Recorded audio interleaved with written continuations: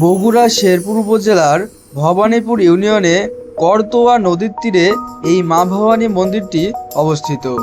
এটি সতীমাতার ৫১টি শক্তিপীঠের অন্যতম। বিশ্বাস করা হয় এখানে দেবী সতীর অলঙ্কার পড়েছিল।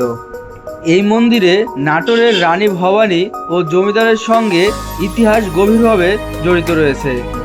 এখানে সারা বছর ভক্তদের সমাগম থাকে। শারদীয় দুর্গা উৎসব এবং বিশেষ করে মাঘী পূর্ণিমায় এখানে বড় ধর্মীয় উৎসব ও মেলা বসে থাকে। এই মন্দিরটি বগুড়া শহর থেকে প্রায় ৩৩ থেকে ৪০ কিলোমিটার দূরে শেরপুর উপজেলার ভবানীপুর ইউনিয়নে করতোয়া নদীর তীরে অবস্থিত। দূর দূরান্ত থেকে ছুটে আসেন অনেক ভক্তবিন্দু এই মন্দিরটি দর্শনে। এখানে পূজা শেষে ভোগ বিতরণেরও ব্যবস্থা রয়েছে।